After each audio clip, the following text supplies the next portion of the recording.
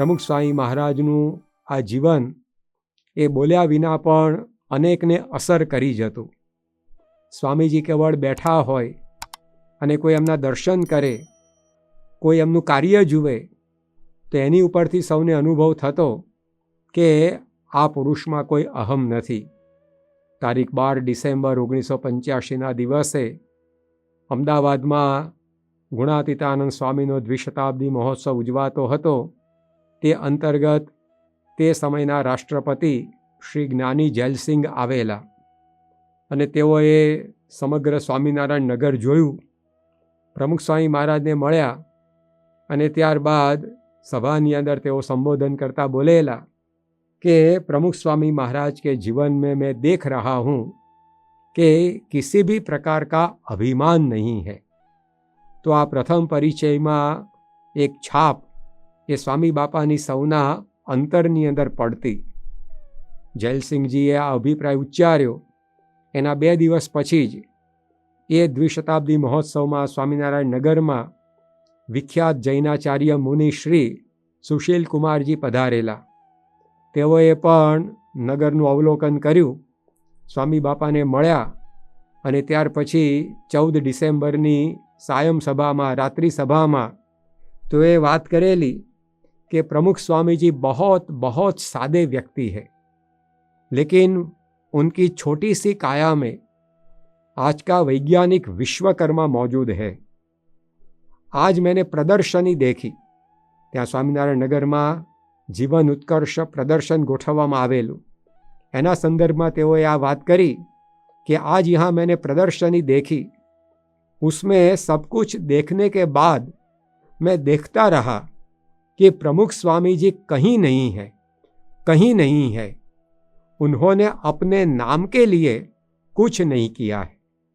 तो प्रमुख स्वामी महाराज कार्य बधुं ज करता, परंतु पोतानी हाजरी એ ક્યાંય પણ કોઈને અનુભવવા ન દે. તો એ અહમ શૂન્ય પ્રવૃત્તિ હોય, પ્રકૃતિ હોય તો જ શક્ય બને. તો જે એક રાષ્ટ્રપતિને અનુભવ થયો એ જ અનુભવ એક ધર્માચાર્યને થયો.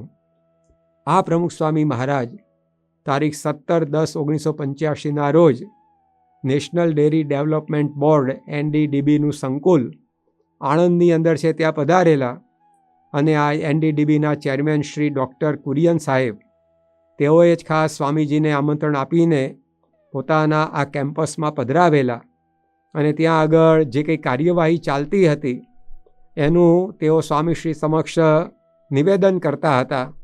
સ્વામી બાપા સગળે ફરતા ફરતા પુષ્પ પધરાવી આખા સંકુલને પાવન કરતા હતા. તે વખતે સ્વામી બાપા ડૉક્ટર કુરિયન સાહેબ સાથે વિવેક સાગર સ્વામી ચાલતા હતા.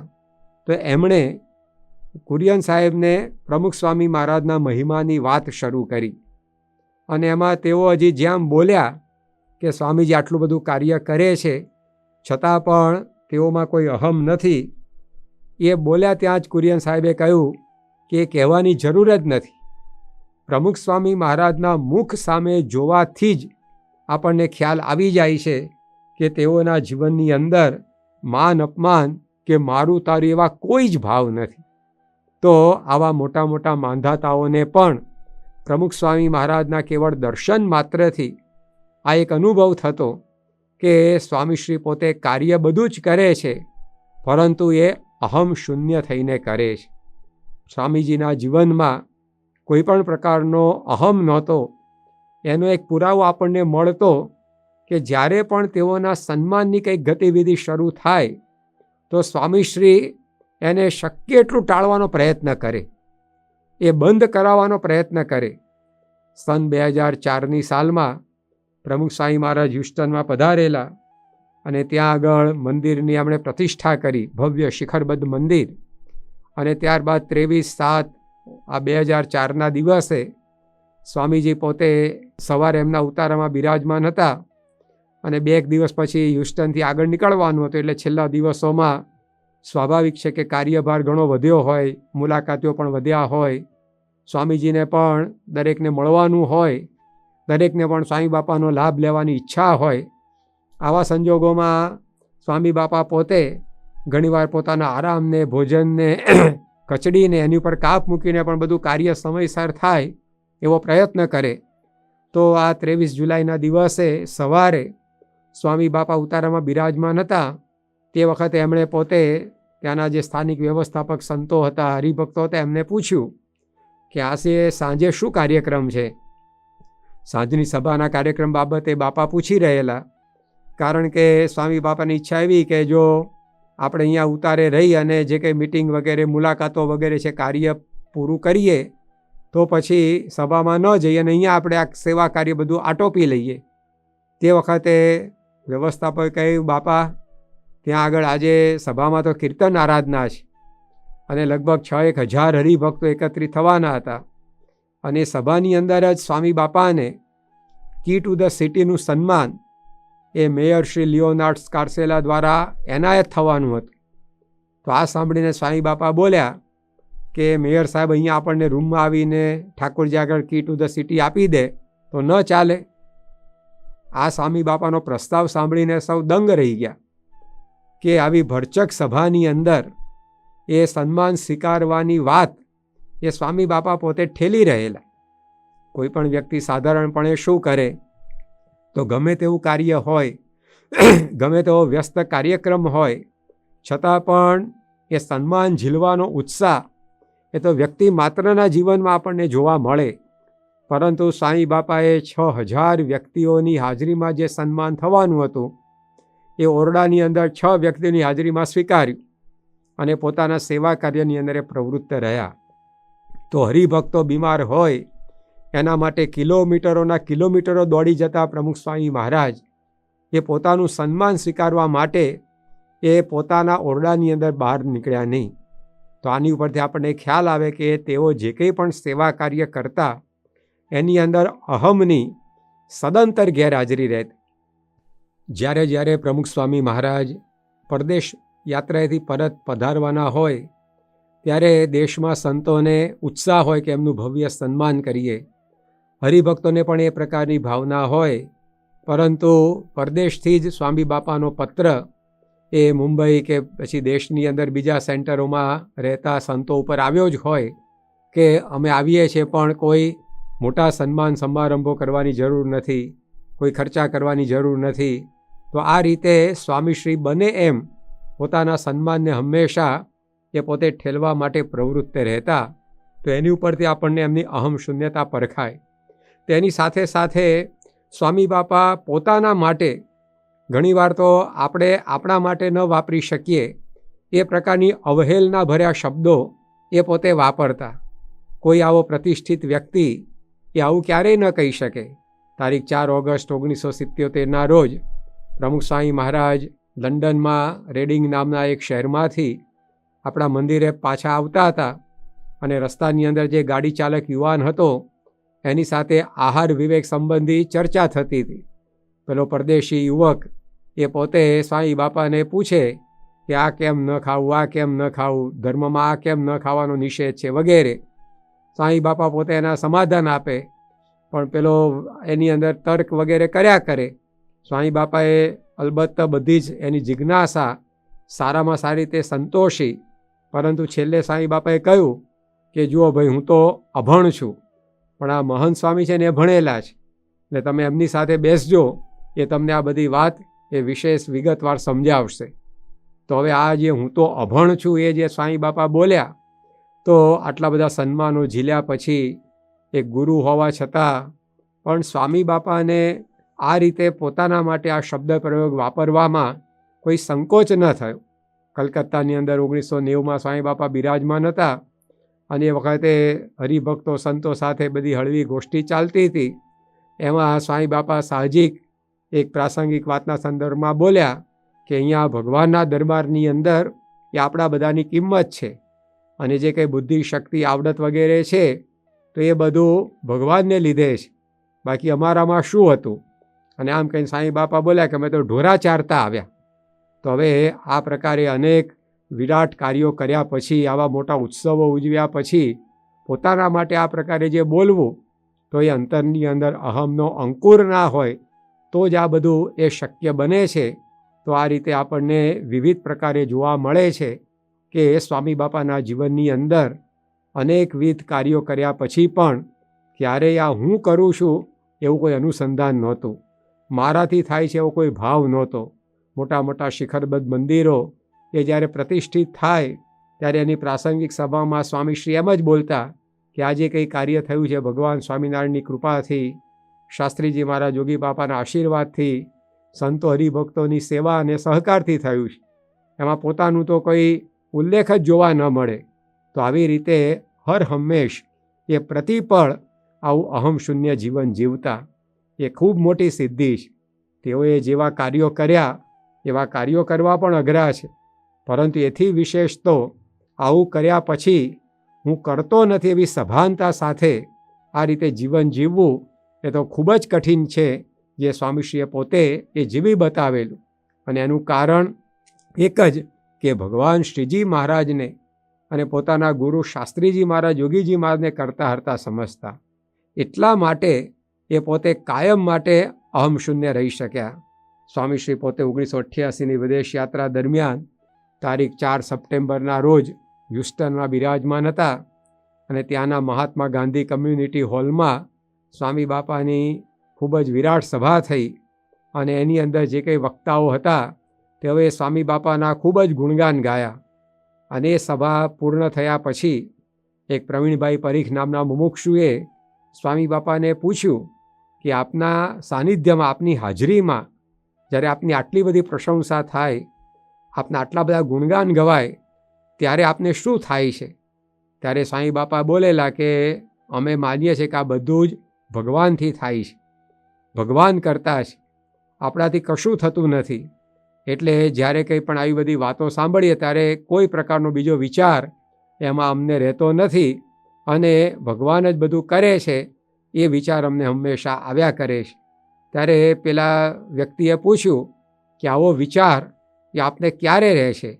ત્યારે સ્વામી બાપા બોલ્યા કે આ વિચાર અમને ટળતો જ નથી. એટલે કાયમ 24 કલાક એમને શ્રીજી મહારાજ કરતા હરતા જે વિચાર રહેતો, એટલે જે તેઓ 24 કલાક એ અહમશૂન્ય પણ રહી શકતા. કોઈ પણ પ્રકારનો અહંકાર એમના જીવનમાં એ ક્યારે પણ કોઈને જોવા મળ્યો નહોતો. તો આવું સ્વામી બાપાનું એક અતિ અલૌકિક એવું નમ્રતાભર્યું જીવન હતું.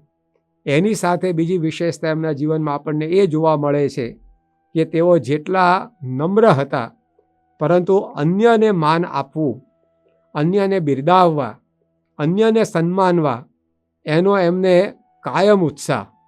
જે શાસ્ત્રમાં લખ્યું છે કે અમાની માનદો માન્ય, એ પોતે સ્વયં અમાની રહેતા હોય, પરંતુ બીજાને માન આપવાની અંદર ક્યારેય એમાં કંજુસાઈ કરકસર નહીં. તો પ્રમુખ સ્વામી મહારાજ સ્વયં તો એવા નમ્ર અને નિર્માની હતા. હર હંમેશ એમના જીવનની અંદર કોઈ પણ પ્રકારનો અહંકાર નહોતો, પરંતુ નાનામાં નાની વ્યક્તિનું નાનામાં નાનું કાર્ય હોય, પરંતુ એને બિરદાવવાની અંદર તેઓને હર હંમેશ એ ઉત્સાહ રહેતો. નાના નાના બધા કાર્યકરો હોય, બાળકો હોય, એમની આગળ પણ સ્વામી પોતે એ નમ્ર થઈને વર્તે, તેઓને બિરદાવે. 1973ના અરસાની અંદર સ્વામી બાપા ઓગસ્ટ માસમાં મુંબઈની અંદર બિરાજમાન હતા. તે વખતે તો અત્યારે જે શિખરબદ્ધ મંદિર છે તે નહોતું, પરંતુ એ મંદિરના સ્થાને અક્ષરભુવન હતું. અને એ અક્ષરભુવનની અંદર સ્વામી બાપા જે મંદિર કરેલું ત્યાં દર્શન કરવા માટે પધાર્યા. તો એ વખતે એ મંદિરના હોલમાં મહંત સ્વામી, કોઠારી સ્વામી વગેરે સંતો, કેટલાક પાર્ષદો, અમુક યુવકો પણ નિત્ય પૂજા કરતા હતા. તો ઠાકોરજીના દર્શન બાદ પ્રમુખ સ્વામી મહારાજ આ દરેક સંતો પાર્ષદોને નીચા નમીને પગે લાગ્યા. અને ત્યાં આગળ અંટોલી ગામના પ્રવીણભાઈ, જે યુવકમાં હતા, અત્યારે સારંગપુરની અંદર અક્ષરચરણ સ્વામી તરીકે સેવા આપે છે, તો તેઓ બેસીને પૂજા કરતા હતા. તે યુવકનો પણ ચરણ સ્પર્શ બાપાએ કર્યો અને આ રીતે એમને પણ નમન વંદન કર્યા. તો આ કેવી પ્રકારનું એમનું વ્યક્તિત્વ, સ્વયં અમાની, પરંતુ બીજાને એ હંમેશા માન આપે.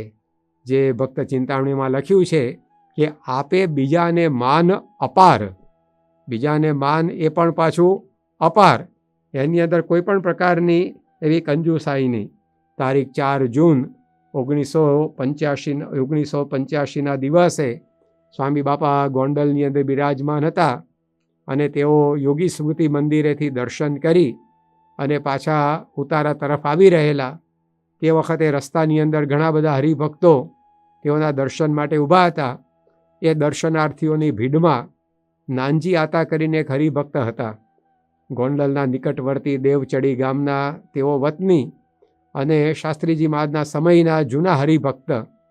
એમને સ્વામી બાપાએ જોયા એટલે તરત જ સ્વામી બાપા એમની પાસે ગયા અને હજી તો કોઈ કંઈ આમ જુએ વિચારે તે પહેલાં તો સ્વામી બાપા નીચા વળીને એમને પગે લાગ્યા અને કહ્યું કે તમે તો શાસ્ત્રીજી મહારાજના સમયના અને તમારા દર્શન આજે અમને થઈ ગયા. તો આ પ્રકારે હરિભક્ત હોય, યુવક હોય, એના વિશે પણ સ્વામી બાપાને આવો મહિમાનો ભાવ અને એને લીધે એને પણ આવી રીતે નમન વંદન કરતા એ પોતે ખચકાતા નહીં. તારીખ 6 જાન્યુઆરી 1985ના દિવસે ડભાણની અંદર સ્વામી બાપા અંબાલાલભાઈના ઘેર બિરાજમાન હતા અને તે વખતે બોચાસણમાં રહેતા સંતો પાર્ષદો એ ત્યાંથી પદયાત્રા કરી અને દભાણ આવ્યા અને આ દિવસે સવારે જ્યારે સ્વામી બાપા પ્રાતઃવિધિથી પરવાર્યા ત્યારે આ બધા સંતો પાર્ષદોનો સંઘ એ ત્યાં આગળ આવી ગયો હતો અને એમાં બધાને જોતા જ સ્વામી બાપાએ સંઘના જે મોવડી હતા નારાયણ મુનિ સ્વામી એમને નીચા વળીને પગે લાગ્યા અને સ્વામી બાપા કહ્યું કે તમે પદયાત્રા કરીને આવ્યા તો પદયાત્રીઓને પગે લાગીએ તો અમને પણ યાત્રાનું ફળ મળે. તો આ રીતે પોતાના શિષ્યો સમક્ષ નમી પડવાની અંદર એમને આવી રીતે વંદન કરવામાં, પગે લાગવામાં સ્વામી બાપાને લેશ પણ થડકો નહીં, સંકોચ નહીં. તો આ પણ એક એમની અહમ શૂન્યતા અને સાથે બીજાને માન આપવાની એ પ્રકૃતિ. 1988માં અમેરિકાની અંદર બિરાજમાન સ્વામીશ્રી પોતે પોતાના ઉતારાની અંદર એ બિરાજતા હતા અને એ વખતે સાથે જે બધા સંતો હતા એ અમુક સ્વામી બાપા સાથે અમુક બધા વિચરણની અંદર પધરામણીઓ કરવા માટે ગયા હોય તો પધરામણી કરવા માટે ગયેલા આવા સંતોનું એક મંડળ બાપાના દર્શન કરવા માટે ન્યુયોર્કની અંદર પધારેલું અને એમાંના એક સંત હતા શુકમુનિદાસ સ્વામી. તો એમને સ્વામી બાપાએ જોયા અને તરત બાપા નીચા વળીને એમને પગે લાગવા ગયા. તો આ રીતે સ્વામી બાપા બોલ્યા એ વખતે કે અમે તો અહીંયા બેઠા બેઠા આ રીતે કાંઈ કરી શકતા નથી ને આ બધા સંતો એ ચારે બાજુ પધરામણીઓ વિચરણ કરી અને સત્સંગ કરાવે છે તો આપણે એમને પણ આ રીતે વંદન કરવા જોઈએ. તો આવો એક મહિમા દરેક પ્રત્યે સ્વામી બાપાને હતો અને અન્યને એને લીધે એ પોતે આ રીતે માન આપતા, એનો મહિમા સમજીને એ પ્રકારે એમને આવી રીતે નમન વંદન કરતા. 1986ના અરસાની અંદર મહંત સ્વામી મહારાજના વડપણ હેઠળ 5 સંતો પરદેશ યાત્રાએ ગયેલા. ગાંધીનગરમાં જે અક્ષરધામ અત્યારે આપણું છે એ અક્ષરધામમાં જે પ્રદર્શન સૃષ્ટિ અત્યારે આપણે જોઈ રહ્યા છીએ તો એની અંદર નૂતન બધા આવિષ્કારો થાય અને આપણું જે પ્રાચીન સનાતન જ્ઞાન એ વૈજ્ઞાનિક રીતે રજૂ થાય તો અત્યારના સમાજને વધારે પ્રસ્તુત બને અને લોકોને આપણી સંસ્કૃતિનો મહિમા સમજાય. એ હેતુસર આખી આ યાત્રા સંત મંડળે કરેલી અને બધા સંતો પછી સ્વામી બાપા બોચાસણની અંદર બિરાજમાન હતા અને એ વખતે તારીખ 18 નવેમ્બરના દિવસે પધાર્યા. બાપાને ઉતારાની અંદર સમાચાર મળ્યા કે આ સંતો બધા આવી રહ્યા છે. તો સ્વામી બાપા પોતાના રૂમમાં સોફા ઉપર બિરાજેલા તો ઊભા થઈને બહાર પરસાળમાં આવ્યા અને સંતોને આવતા જોયા અને તરત જ સ્વામી બાપા દંડવત કરવા મંડી પડ્યા. તે વખતે ઈશ્વરચરણ સ્વામી ઝડપથી નજીક દોડી ગયા અને બાપાને એમણે પકડી લીધા. વિશેષ દંડવત ન કરવા દીધા પણ તે પહેલાં પણ સ્વામી બાપાએ દંડવત તો કરી જ લીધેલા. તો આપણને ખ્યાલ આવે છે કે ન કેવળ આ રીતે હાથ જોડવા કે ચરણ સ્પર્શ કરવો પરંતુ દંડવત કરવા સુધીનું એ આ રીતે સન્માન સ્વામી બાપા પોતાના જે આશ્રિત હોય, શિષ્યો હોય એને પોતે આ પ્રકારે આપતા. તો એમના જીવનની અંદર સ્વયં તો પોતે નિર્માની હતા પરંતુ એની સાથે સાથે અન્યને આ રીતે માન આપવાનો એમનો સાહજિક સ્વભાવ. જ્યારે જ્યારે આ રીતે આપણા સંસ્થા દ્વારા મોટા સમયાઓનું આયોજન થાય ત્યારે એમાં સ્વામી બાપા આપણી સંસ્કૃતિની સેવા કરતા, દેશ અને ધર્મની સેવા કરતા મૂર્ધન્ય મહાત્માઓને બોલાવતા અને એ બધાને સન્માનતા, તેઓના પ્રવચનો ગોઠવતા, સંત સંમેલનના આયોજનો થતા. 1981ના ભગવાન સ્વામિનારાયણના દ્વિશતાબ્દી મહોત્સવ વખતે આવું આખું ભારત સાધુ સમાજનું મહાસંમેલન થયેલું અને સમગ્ર દેશમાંથી જુદા જુદા સ્થળોએથી મોટા મોટા મંડલેશ્વરો પૂજનીય મહાત્માઓ બધા પધારેલા. તો સ્વામી બાપાએ એ પ્રત્યેક સંત એમનું નીચા ઝૂકીને આ રીતે સન્માન કરેલું, તેઓને શાલ ઓઢાડેલી, હરિભક્તો દ્વારા પણ દક્ષિણાઓ અપાવેલી. તો આ પ્રકારે એમને અન્યની આગળ નમવામાં કોઈ પણ પ્રકારનો સંકોચ નહીં. એ જ રીતે 1985માં જ્યારે ગુણાતીતાન સ્વામીના દ્વિશતાબ્દી મહોત્સવ વખતે ગુજરાત સાધુ સમાજનું સંમેલન થયેલું, એમાં પણ 40-50 જેટલા પૂજ્ય સંતો મહંતો પધારેલા. એ દરેકને સ્વામી બાપાએ પોતે હાર પહેરાવી સન્માન્યા, શાલ ઓઢાડી, આ રીતે ઝૂકીને વંદન નમન કર્યા. તો પ્રત્યક્ષ કે પરોક્ષ રીતે પણ આવો દરેકનો મહિમા સ્વામી બાપાને હતો અને એને લીધે તેઓના જીવનની અંદર આ પ્રકારે આવી એક મહિમાની અજસ્ર ધારા વહેતી અને એને લીધે એ સંપ્રદાયના હોય કે સંપ્રદાય સિવાયના સૌ કોઈ પ્રત્યે આ પ્રકારનો ભાવ રાખતા અને દરેકને પોતે નમન વંદન કરી અને પૂજતા અને યથાયોગ્ય સન્માન આપતા. જ્યારે મોટા સંતો મહંતો બહારથી પધારે ત્યારે સ્વામી બાપાની આયોજકોને ખાસ અને સ્પષ્ટ સૂચના હોય જ કે બંધા આસન એ સરખા કરવા. તો જે કંઈ અતિથિ સંત મહંત હોય તો એમના માટે પણ એ સ્વામી બાપા પોતાનું જેવું આસન હોય એવું જ આસન કરાવડાવે, એમાં લેશ પણ ઉણપ એ ચલાવી ના લે. તો આ પ્રકારની સ્વામી બાપાના જીવનની અંદર આપે બીજાને માન અપાર એની પ્રકૃતિ એ હર હંમેશ એ જોવા મળતી.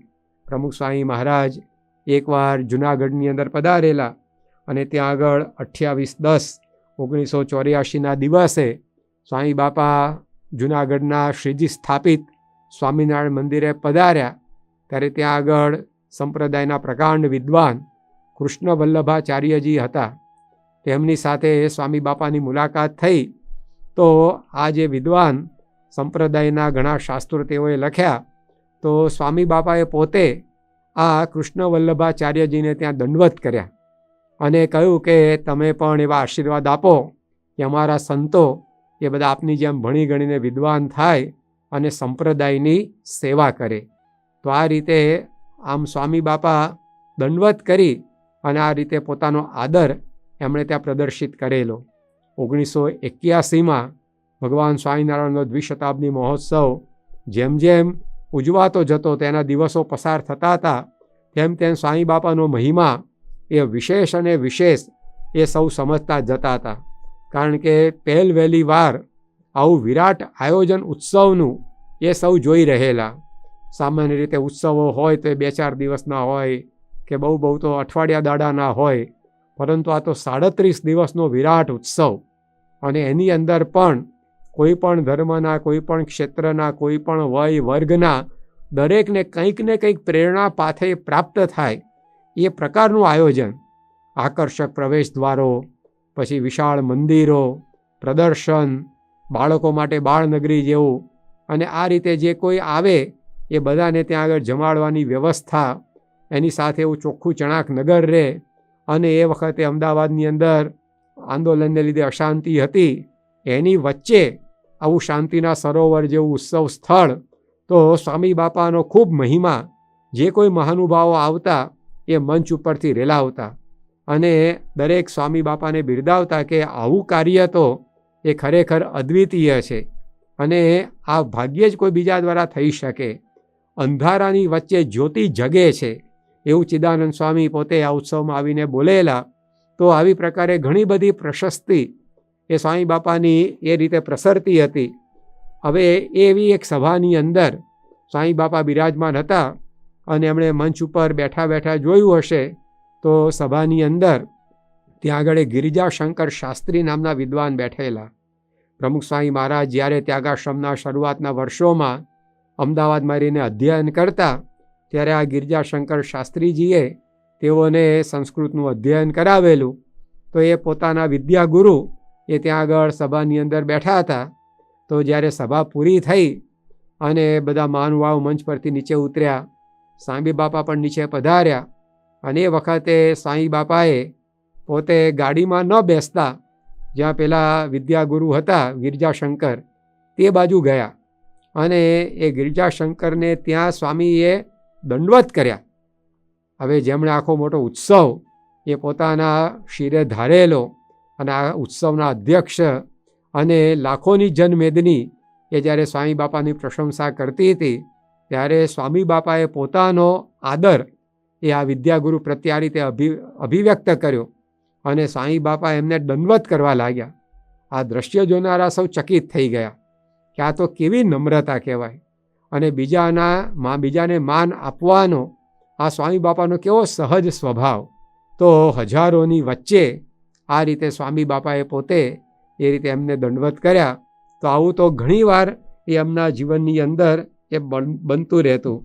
તારીખ 22/10/1976 રોજ સાંઈ બાપા ગોંડલમાં બિરાજમાન હતા અને પ્રાતઃ પૂજા કરી રહેલા. તે વખતે સ્વામિનારાયણ સંપ્રદાયની એક શાખાના પીપલાણાના જોગી સ્વામી તરીકે વિખ્યાત સંત એ પોતે ત્યાં આગળ પધાર્યા. તો સાંઈ બાપાએ તેઓને પણ દંડવત કરીને આદર આપ્યો, સ્વાગત કર્યું. તો આ રીતે યુવકો હોય, બાળકો હોય, હરિભક્તો હોય, સંતો હોય, બહારના આવા મહાન સંતો હોય, તો દરેક પ્રત્યે સ્વામી બાપાને આ હર હંમેશ એક ભાવના રહેતી કે કેમ કરીને આપણે એમનું સન્માન કરીએ, કેમ કરીને આપણે એમને બિરદાવીએ. તો આવી જ એક અભિપ્સા એમના અંતરની અંદર એ કાયમ માટે જોવા મળતી. જ્યારે પણ મોટા ઉત્સવો થાય તો એની અંદર સંતો સ્વયંસેવકોએ જે સેવા કરી હોય એને સ્વામી બાપા મુક્ત કંઠે બિરદાવે. છેલ્લે જ્યારે ઉત્સવના સમાપન વખતે સ્વયંસેવક સભાનું આયોજન થાય ત્યારે સ્વામી બાપા અત્યંત ગળગળા થઈ જાય અને સ્વયંસેવકોની સંતોની સેવાને બિરદાવતા તેઓની આંખો પણ તરલ બની જાય અને એમના કંઠે પણ આ રીતે ડૂમો ભરાઈ જાય, પોતે એવા ગદગદિત થઈ જાય કે બોલી ન શકે. તો આ પ્રકારનું એમનું જીવન, આવું દર્શન એ ઘણા બધાએ જોયું છે. તો સ્વામીશ્રીના જીવનની અંદર પોતે ગુરુ હતા, એમની પ્રેરણાથી આ બધું કાર્ય સંતો સ્વયંસેવકો કરતા હોય છતાં રંચ માત્ર તેઓને એમ ન થતું કે આ બધું આ ક્રેડિટ આપણને મળે. એ તો હંમેશા જશને વેચવાની અંદર જ એ માનતા. પ્રમુખ સ્વામી મહારાજ પોતે ઘણીવાર કહેતા કે જંગલને લઈને સિંહ અને સિંહને લઈને જંગલ, પીંછાને લઈને મોર અને મોરને લઈને પીંછા. કારણ કે પીંછાથી મોર શોભે અને મોર છે તો એનાથી પીંછાની શોભા છે, અરસપરસ. એમ સ્વામી બાપા કહેતા કે સંતો હરિભક્તો એ બધા સેવા કરે છે એનાથી આ બધું કાર્ય થાય છે, એકલા હાથે કંઈ કાર્ય થતું નથી.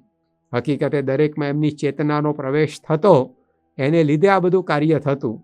છતાં પણ ક્યારેય પણ પોતે જશ લેવા તૈયાર નહીં. 29/4/1981 દિવસે અમદાવાદના પ્રેમાભાઈ હોલમાં એક ખાસ સભાનું આયોજન કરવામાં આવેલું કે જેમાં 1981 ભગવાન સ્વામિનારાયણના દ્વિશતાબ્દી મહોત્સવ પ્રસંગે જે હરિભક્તોએ ગુણભાવીઓએ સેવા કરી હોય એ બધાને સન્માનવાના હતા.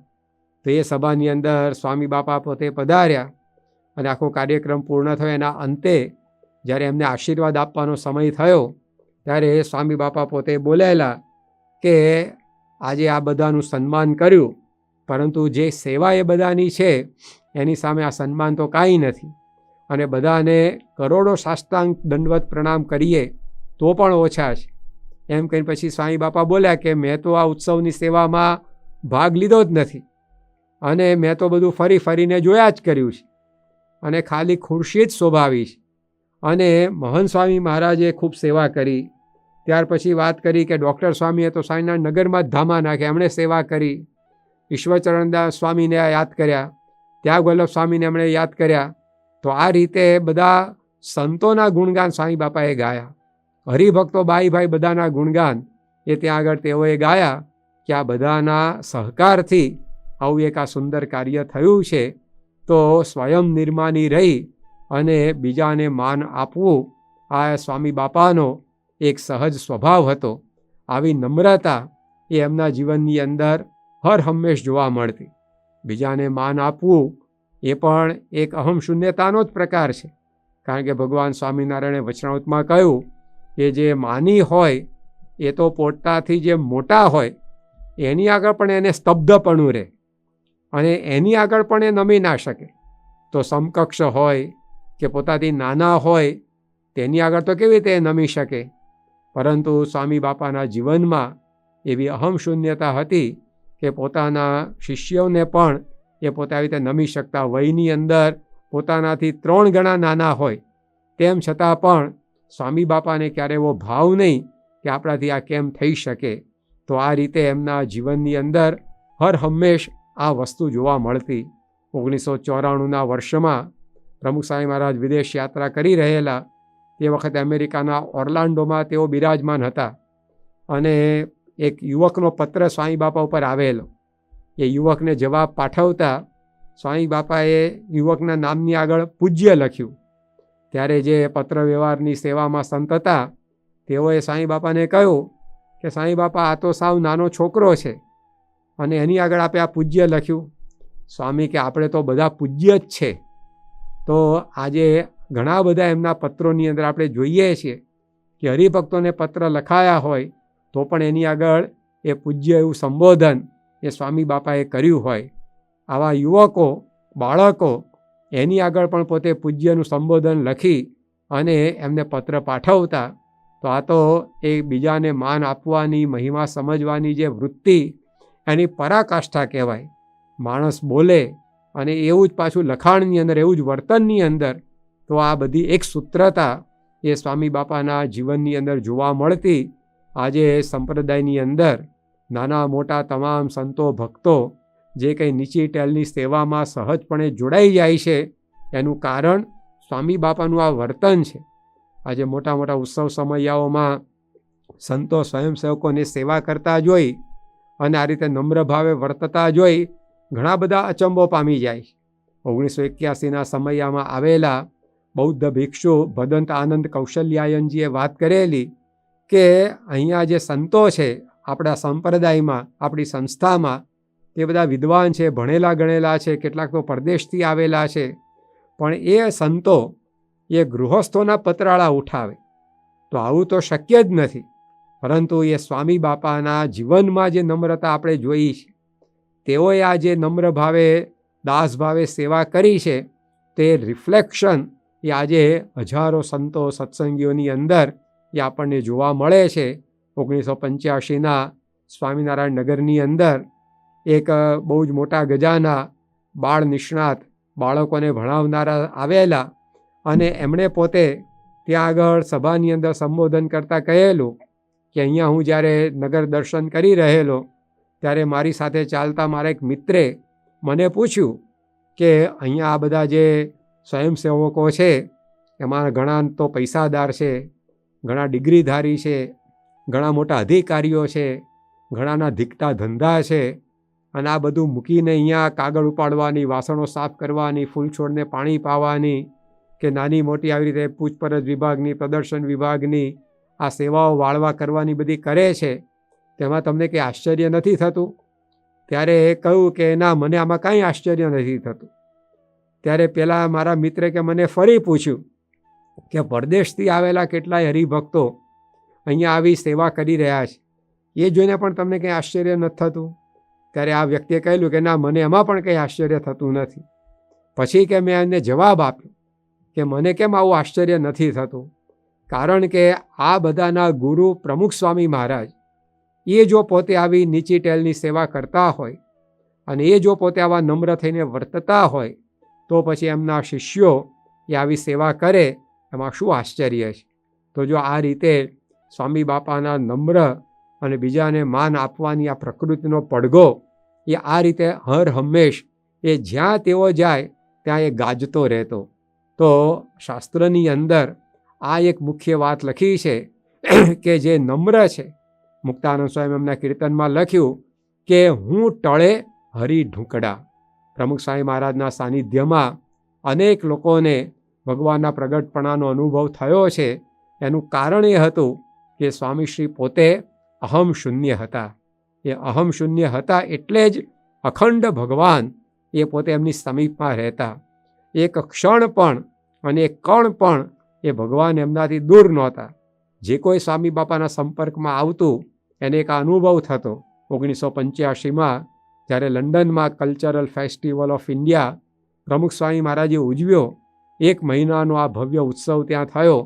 એમાં જે કોઈ ભારતીયો આવ્યા એ તો બધા સંસ્કૃતિની સુગંધ અને અસ્મિતા પામીને એકદમ ગૌરવાન્વિત થયા, પરંતુ ઘણા બ્રિટિશરો, પરદેશીઓ પણ પોતે સંસ્કૃતિની સુગંધ પામીને મંત્રમુગ્ધ થઈ ગયા કે આવું ભારત છે.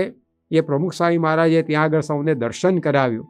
આવો ઉત્સવ એની અંદર એકવાર એક નામધારી શીખ સંપ્રદાયના સજ્જન અમરજીત સિંઘ એ પોતે દર્શને આવેલા બાપાના, એમની સાથે એમના એક અંગ્રેજ મિત્ર પણ હતા. પરંતુ એ અંગ્રેજ તો સ્વામી બાપાને પ્રથમવાર મળતા. હવે ભાષા ભેદ, ધર્મ ભેદ, સંસ્કૃતિ ભેદ ઘણું બધું, છતાં પણ દુભાષા દ્વારા વાર્તાલાપ થયો. પણ જ્યારે એ અંગ્રેજ બહાર નીકળ્યા ત્યારે તેઓ બોલેલા કે ભગવાન તો દરેકમાં રહ્યા છે, પરંતુ પ્રમુખ સ્વામીમાં ભગવાન સિવાય કાંઈ નથી. તો આ પ્રથમ જ પરિચયની અંદર અનુભવ કે આ સંત દ્વારા ભગવાનનું પ્રગટપણું છે. કોઈ પણ ક્ષેત્રની વ્યક્તિ હોય પણ એને સ્વામીશ્રીમાં આવી એક દિવ્યતા અનુભવાતી. તેનું કારણ એટલું જ કે સ્વામીએ પોતે આ રીતે અહમ શૂન્ય જીવન જીવ્યા હતા.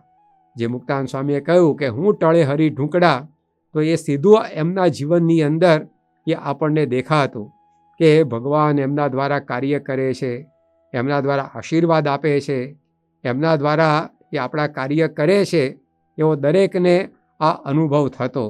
ત્યાં જ લંડનની અંદર એક નાસ્તિક જેવી વ્યક્તિ હતી. એ પોતે સ્વામી બાપાના દર્શન કરવા માટે આવેલી. હવે આમ તો આવે નહીં, પણ એમણે પોતે નગર જોયું અને અભિભૂત થયા અને સંતોને વાત કરી કે તમે આ બધું સુંદર કાર્ય કર્યું છે. ત્યારે સંતોએ કહ્યું કે અમારામાંનું આ કશું જ નથી, અમારા ગુરુની પ્રેરણાથી થાય છે અને જેમણે આ સર્જ્યું છે એ પણ અહીંયા છે, ચાલો તમે એમના દર્શન કરવા. શરૂઆતમાં તો પેલી વ્યક્તિ આનાકાની કરી, પરંતુ જ્યારે સ્વામી બાપા પાસે પોતે આવ્યા ત્યારે એમણે પોતે સ્વામી બાપાને મળીને જે અનુભવ થયો એની વાત કરી કે પ્રમુખ સ્વામીજી એવા સંત છે કે ભગવાનને આ લોકમાં આવીને રહેવું હોય તો એમના જેવું પવિત્ર પાત્ર એ કોઈ બીજું મળશે નહીં. તો આ પ્રકારની સ્વામીશ્રીના સાનિધ્યમાં દરેકને અનુભૂતિ થતી. જેમ ફૂલની સુગંધ એ નાસ્તિક આસ્તિક સૌને એક સરખી અનુભવાય, ગોળનું ગળપણ પણ એ દરેકને અનુભવાય, એમ સ્વામીશ્રી પાસે સૌને ભગવાન પ્રગટ છે એવો અનુભવ થતો. કારણ કે તેઓ સંપૂર્ણ અહમ શૂન્ય હતા, નમ્ર હતા. તો આવા સંત દ્વારા એ ભગવાનનું પ્રગટપણું આ પૃથ્વી ઉપર રહેતું હોય છે. તો સદ્ગુણ સાગર પ્રમુખ સ્વામી મહારાજનું એક વિશેષતા હતી કે બધું જ કાર્ય કરવા છતાં પણ હું કાંઈ જ કરતો નથી અને બીજાને માન આપવું, બીજાને બિરદાવવા, બીજાને સન્માનવા. તો આજે આવા ગુરુ એનો આપણને યોગ થયો છે. એ જ ગુરુનું પ્રગટપણું આજે વર્તમાન કાળે પરમ પૂજ્ય મહંત સ્વામી મહારાજ દ્વારા છે. તો આપણે આ બંને ગુરુઓના ચરણોમાં એ જ પ્રાર્થના કરીએ કે તેઓના જેવું નમ્ર જીવન, અહમ શૂન્ય જીવન એ આપણે પણ જીવી શકીએ અને આપણે પણ આ ગુરુઓના ભગવાનના સંબંધમાં જે કોઈ આવ્યા છે એનો મહિમા સમજી અને સેવા ભક્તિ કરી આપણા જીવનું શ્રેય કરી શકીએ. એ પ્રકારનું બળ બુદ્ધિ શક્તિ આપણને પ્રાપ્ત થાય એ જ પ્રાર્થના. શ્રી સ્વામિનારાયણ ભગવાનની જય. આવી વધુ કથા સાંભળવા શ્રવણમાલા ચેનલને સબસ્ક્રાઇબ કરો.